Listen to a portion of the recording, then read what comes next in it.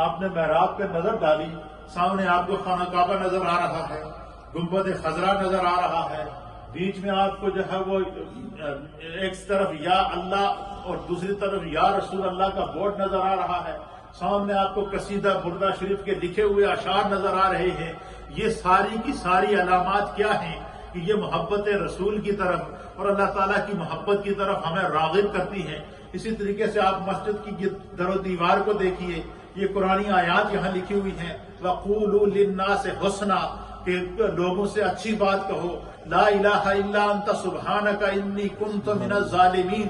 یہاں کے در و دیوار آپ کو پیغام قرآن دے رہے ہیں، لقد خلقنا الانسان فی احسن تقویم کے سامنے جو ہے وہ بورڈ لگا ہوا ہے۔ یہ ساری چیزیں انسان کو کس کی طرف ترغیب دے رہی ہیں کہ بندہ قرآن سے ٹچ ہو جائے، بندے کے اندر رسول اللہ کی محبت پیدا ہو جائے، بندے کے اندر دین کا جذبہ پیدا ہو جائے۔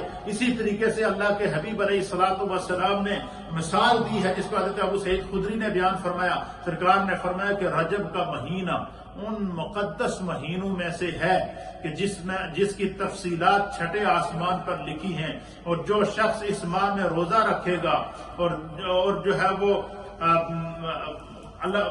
جو شخص اس ماہ میں روزہ رکھے گا اور رات کو تسبیحات اور تحلیلات اور اپنے رب کی عبادت کرے گا، تو فرمایا رجب کے مہینے میں کی جانے والی شب بیداری اور رجب کے مہینے میں کیا جانے والا روزہ یہ خدا کی بارگاہ میں پہنچ کر سفارش کرتا ہے کہ بار الہ جیسے ہی رجب آیا تھا اس بندے کے چہرے پر بہار آ گئی تھی، اس بندے کے جسم کے اندر بہار آ گئی تھی، اس کی روح نیکی کی طرف مائل ہو گئی تھی، یہ تر و تازہ ہو چکا تھا۔ اس نے روزے کے ساتھ اس رجب کا استقبال کیا ہے، اس نے نیکی کے ساتھ رجب کا استقبال کیا ہے، اس نے سجدوں کے ساتھ رجب کا استقبال کیا ہے، اس نے تسبیحات اور تحلیلات کے ساتھ رجب کا استقبال کیا ہے۔ اللہ کے حبیب علیہ الصلوۃ والسلام فرماتے ہیں کہ اللہ تعالیٰ رجب کے مہینے کی سفارش کو اپنی بارگاہ میں قبول کر کے بندہ مومن کی بخشش کرتے۔ اب آپ اندازہ لگائیں کہ ایک رجب کا مہینہ جس کی یہ فضیلت ہے، اب ہمیں کیا پتا کہ رجب کی اتنی فضیلت ہے؟ یہ ہمیں کس نے بتایا ہے؟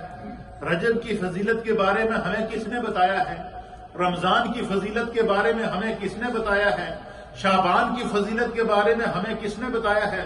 ام المؤمنین کہتی ہیں کہ جب یہ برکت والے مہینے آتے، شعبان کا مہینہ آتا، تو سرکار دو عالم صلی اللہ تعالی علیہ وآلہ وسلم کے جو روزمرہ کے معمولات ہوتے تھے ان کے اندر تبدیلی آ جاتی تھی، اور حضور علیہ السلام حتیٰ کہ حدیث کے الفاظ ہیں، ام المؤمنین کہتے ہیں کہ شعبان کے مہینے میں سرکار دو عالم صلی اللہ تعالی علیہ وسلم کمر ہمت کو کس لیا کرتے تھے۔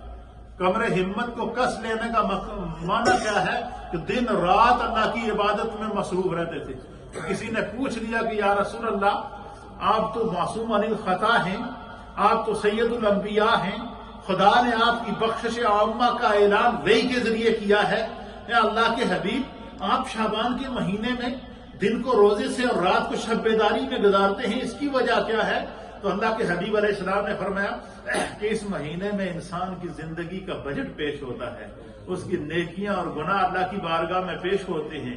حضور فرماتے ہیں کہ میں مصطفیٰ یہ چاہتا ہوں، مجھ مصطفیٰ کی یہ خواہش ہے کہ جب میرا حساب رب کی بارگاہ میں پیش ہو تو فرشتے کہیں کہ جب ہم نے محمد عربی کا حساب لیا تھا تو دن کو اس نے روزہ رکھا ہوا تھا، رات کو وہ قیام کرتا۔ اس لیے حضور نے فرمایا کہ شعبان کا اور رجب کا جو مہینہ ہے یہ نیکیوں کی بہار کا مہینہ ہے، یہ اسلام کے اندر موسم بہار ہے، اور یہ نیکی کی بہار انسان کی روح کے اوپر آنی چاہیے، انسان کے چہرے کے اوپر آنی چاہیے، انسان کے عمل کے اوپر آنی چاہیے، انسان کے قیام اور قعود کے اوپر آنی چاہیے، انسان کے اندر تلاوت قرآن کے اوپر آنی چاہیے۔ گویا کہ یہ مہینہ ہمیں نیکی کی عادت ڈالنے کی اور نیکی کے اوپر قائم رہنے کی وہ تلقین دے رہا ہے کہ جس کے لیے بندہ مومن تیار ہو جائے۔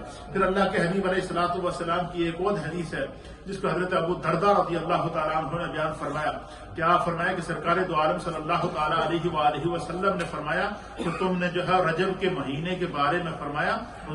حضرت ابو درداء کہتے ہیں کہ یہ رجب کا مہینہ اتنا فضیلت والا مہینہ ہے کہ اسلام سے پہلے بھی ایام جہالت کے اندر بھی لوگ اس مہینے کا ادب اور احترام کیا کرتے تھے.